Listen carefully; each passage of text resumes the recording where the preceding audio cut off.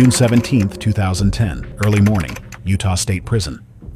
The air inside cell 12 was still. No voices, no motion, just the low hum of lights and the ticking of a clock no one dared to look at.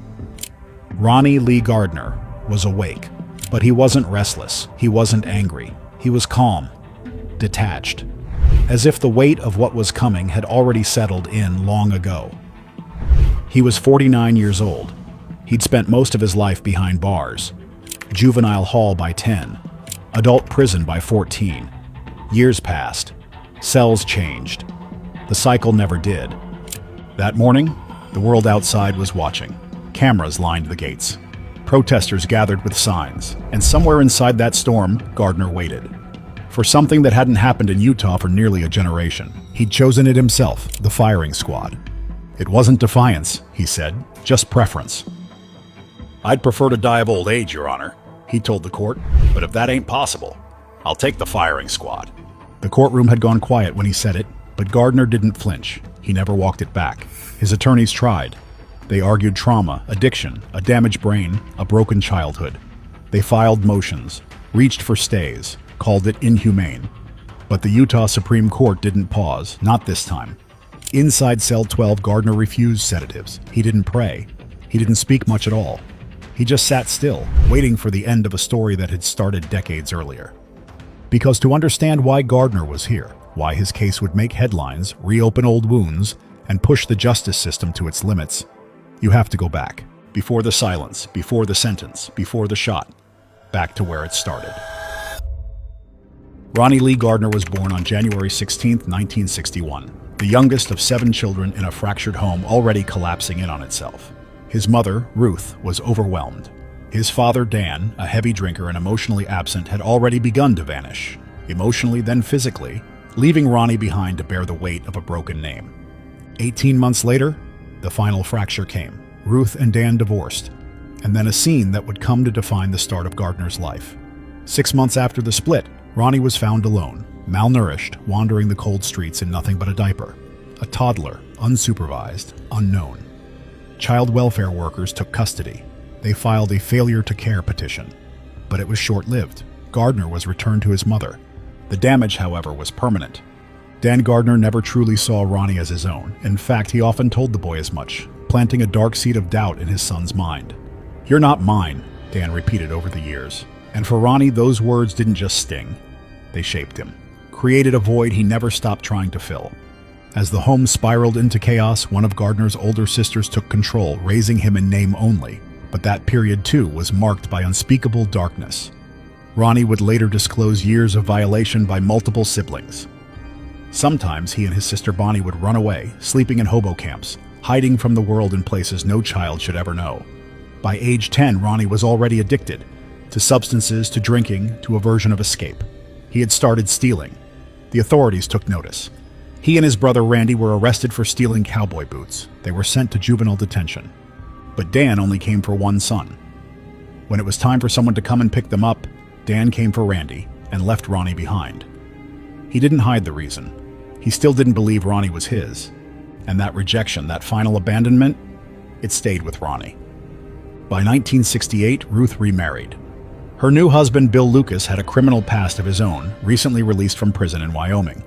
Gardner admired him, looked up to him, maybe finally someone who didn't see him as a mistake.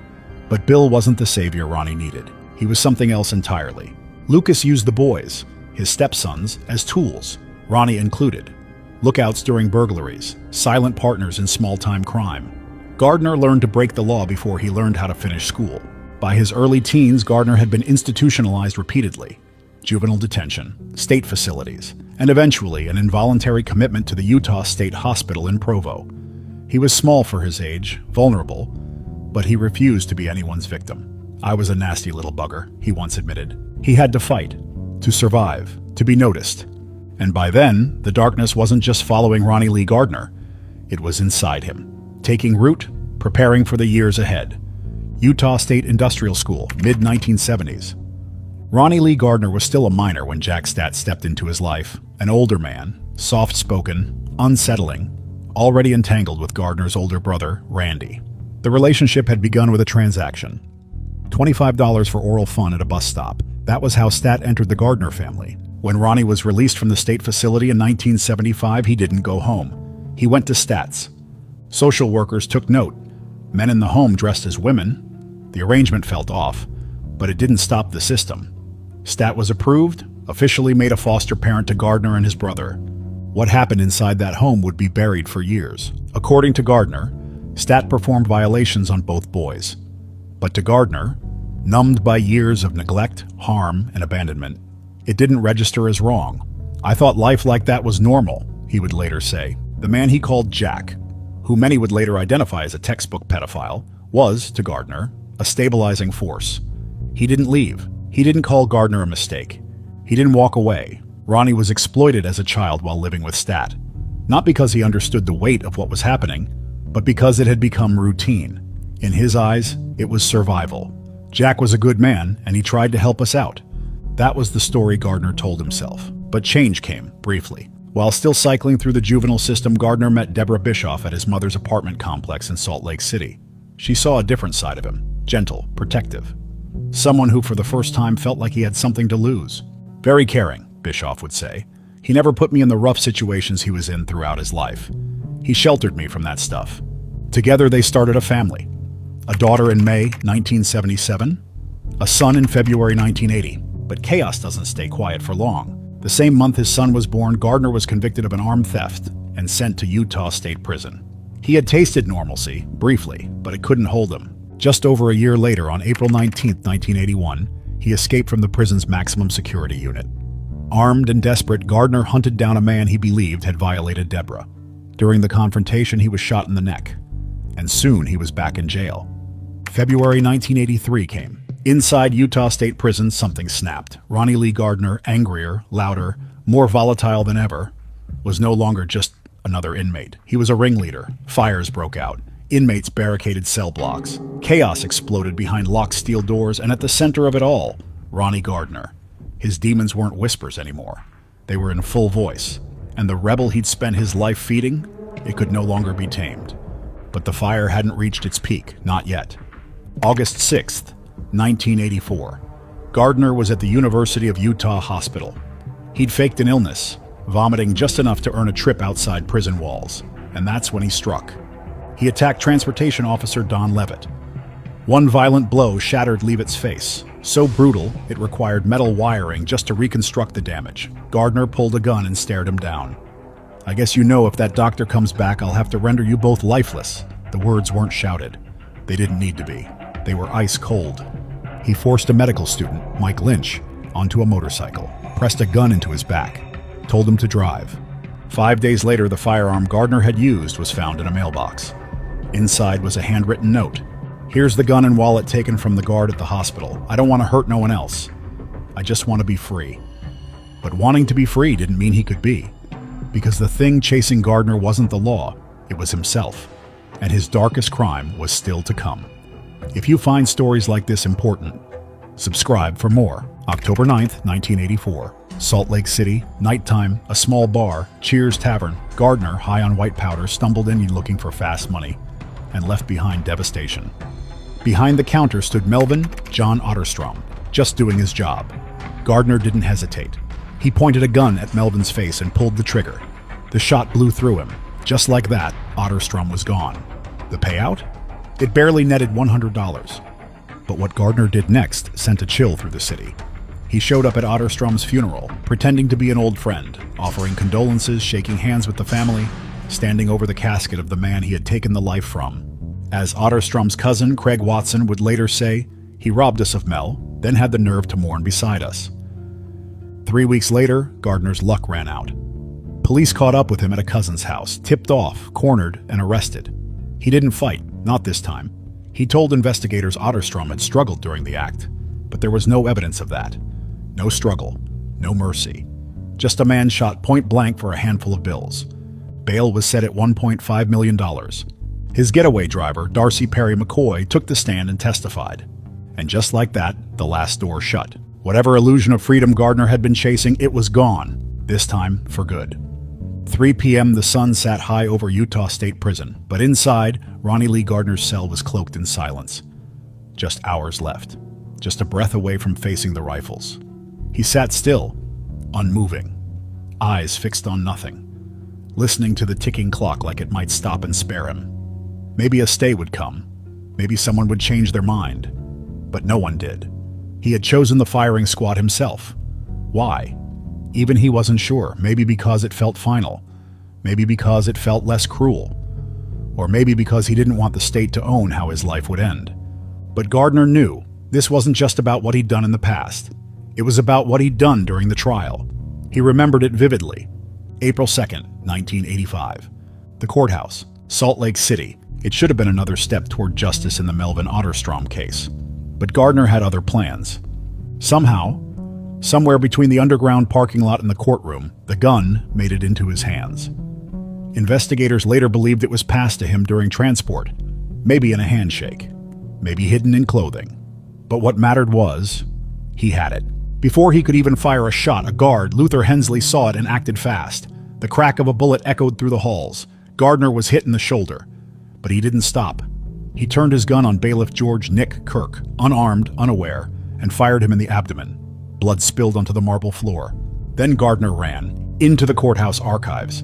Attorney Robert Macri stood frozen. Across the room, another lawyer, Michael Burdell, looked up just in time to see the gun turn.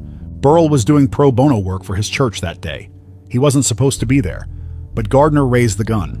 Burdell had barely managed the words, "Oh my God," before Gardner pulled the trigger. One shot to the eye, lifeless, within moments. Gardner bolted for the door. He made it outside, made it to daylight, but there were dozens of officers waiting. They shouted, weapons drawn. He stopped, tossed the revolver, laid down on the pavement without a word. He was alive, but barely. They rushed him to the University of Utah Medical Center. He survived. The others didn't. Burdell stopped breathing 45 minutes later in surgery. Kirk somehow made it. Inside the courthouse, the full scope of the escape plan unraveled. A bag of men's clothing was found under a women's restroom sink. The gun? Prosecutors said it had been taped to a water fountain on the first floor. It had been planned, prepped, calculated. Darcy Perry McCoy, Gardner's old getaway driver, was found nearby, unarmed, shaken, and arrested, a mile from the scene. And it didn't stop there. McCoy's sister, Karma Jolly Hainsworth, had helped too, delivered the clothes, delivered the messages, delivered the setup. She was sentenced to 8 years in prison. That day, the courthouse turned into a war zone. State Corrections Director William Vickery cleared the guards that day, said they followed protocol, said they acted within reason. But not everyone agreed. Salt Lake County Sheriff N.D. Pete Hayward wasn't so forgiving. He believed Gardner should have never walked out of that courthouse alive. The guard should have kept shooting, he said. Should have finished it. The chaos could have ended right then and there, but it didn't. A later review revealed why. The guards hadn't hesitated out of mercy. They'd hesitated because Gardner had a hostage, a human shield between him and their line of fire. Every second counted. And every second, someone's life hung in the balance. The review called the escape well-planned.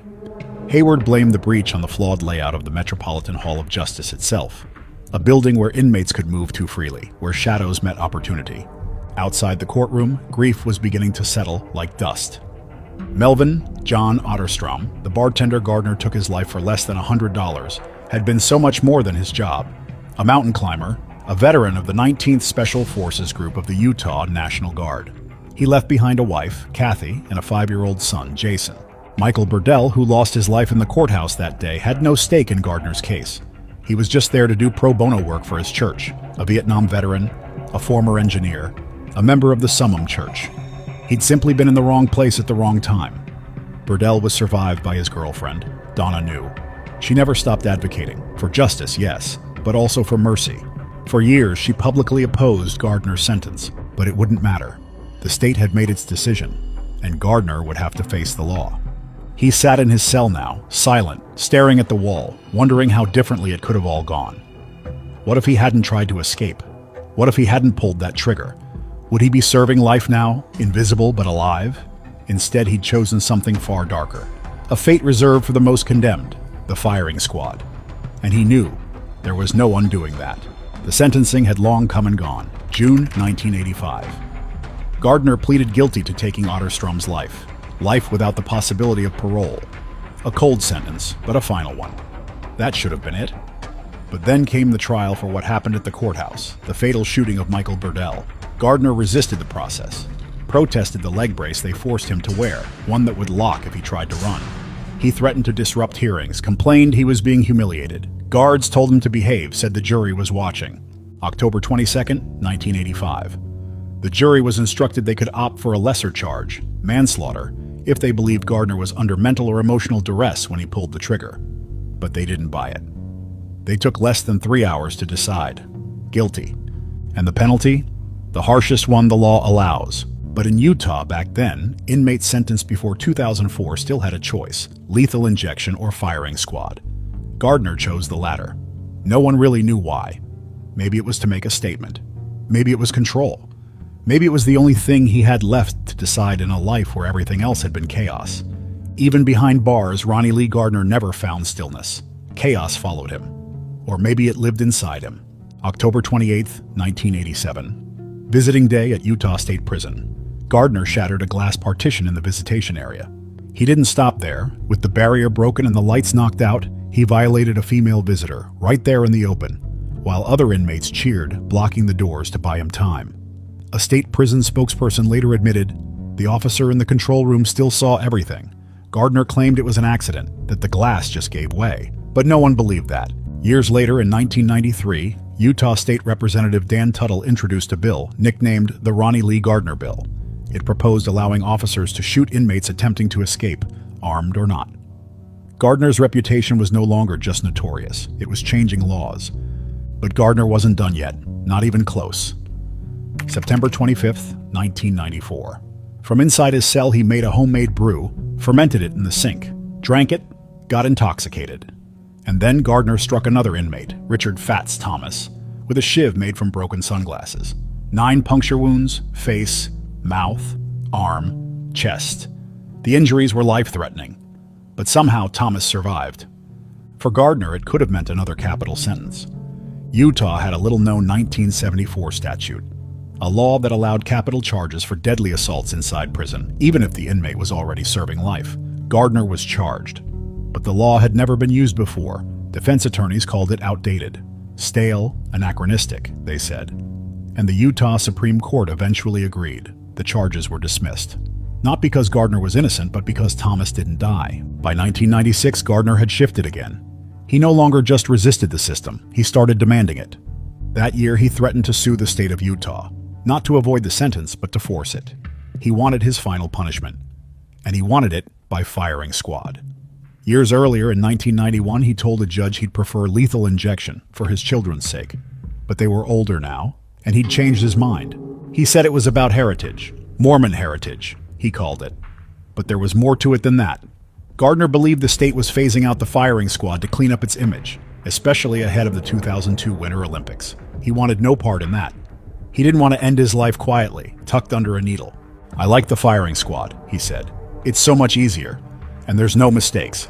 But even as he pushed for his sentence to be carried out, Gardner kept filing appeals. Appeal after appeal, hope and resistance clashing within him.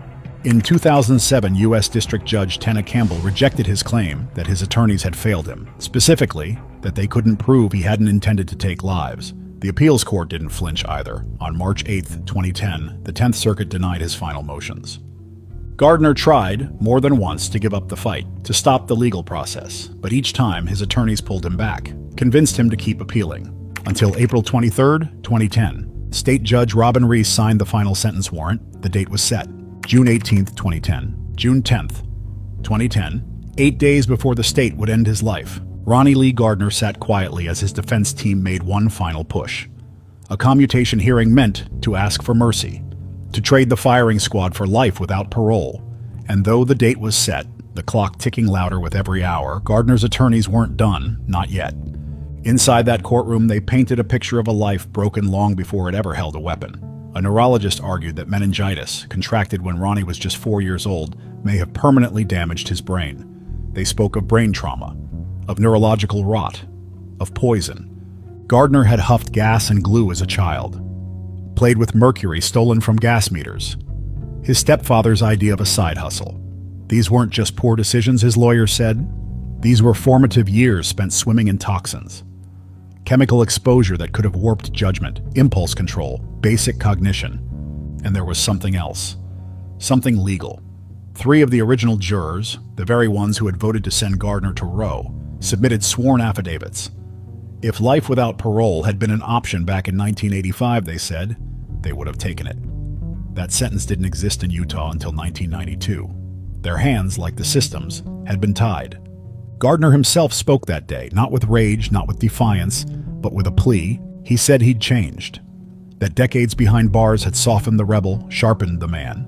He mentored younger inmates now. Wanted to start an organic farm in Box Elder County. 160 acres. A fresh start for kids who had none. In his own words, I can do a lot of good. First of all, I'm a good example. There's no better example in this state of what not to do. But the prosecution had heard enough. By the time the hearing ended, the Utah Board of Pardons and Parole didn't hesitate. Gardner's request for clemency was denied. The jury's verdict, they ruled, was not inappropriate. Outside the prison, the protests had already begun. Utahns for alternatives to the death penalty organized a rally at the state capitol. Gardner's family stood with them, flanked by activists, human rights attorneys, and Brian King, a Utah House representative who vowed to push for abolition of capital punishment.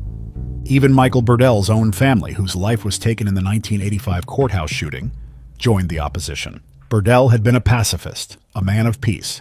His family insisted he would never have wanted Gardner's life to end. They said taking his life would only dishonor what Burdell believed. Still, it wasn't enough. June 17, 2010, 8 p.m. Utah State Prison. The air in Ronnie Lee Gardner's cell felt heavy now. He was pacing, his movements restless, jagged, like something caged too long that finally sensed the end. His throat was dry, had been for hours, maybe days. No saliva, no words, no meals. Because Gardner had chosen to fast for 48 hours. No last-minute steak, no burger, no request scrawled in defiance. He'd already had his final meal 3 days earlier. Steak, lobster tail, apple pie, vanilla ice cream, and 7-Up. Then he watched the Lord of the Rings trilogy. Read Divine Justice. Then silence. His attorneys said it was for spiritual reasons. Maybe it was. Maybe it was control.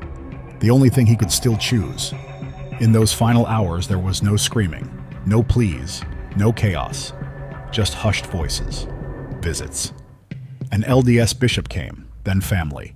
They prayed, held hands, sat quietly with the man who in a matter of hours would be riddled with bullets. No one said it out loud, but they all knew this was goodbye. Then the moment came. The door opened. Cold steel hinges echoing through the corridor. The execution team didn't need to drag him. Ronnie walked, voluntarily. No shackles clanking, no resistance. Just a man with the kind of calm that no one could quite understand. When asked if he had any final words, he said plainly, "I do not, no." And that was it. June 18th, 2010, 12:15 a.m. He was brought into the chamber, the one no one ever walks out of. Ronnie was placed in a black metal chair, restraints across his limbs, his head, everything locked down. A hood was placed over his face. Sandbags lined the floor around him, meant to absorb ricochets. There would be no mistakes, no second chances. The firing squad, 5 anonymous officers, all volunteers, stood 25 feet away, their .30 caliber Winchester rifles loaded, one with a wax bullet, the others live rounds. None of them would ever know who fired the fatal shot. That was the protocol. That was mercy in the state's eyes. They counted down together. 5, 4, 3. They fired just before 2.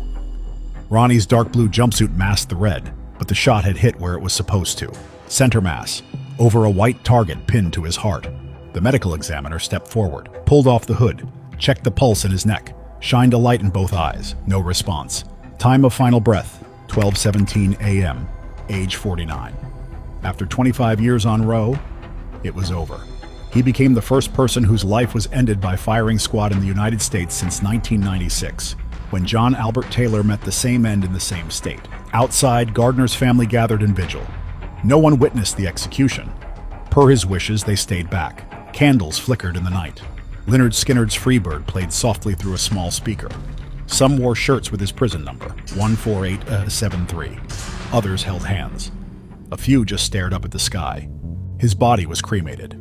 The ashes handed to his daughter, who took him back to Idaho, to family. And the penalty didn't fade with him. It kept going.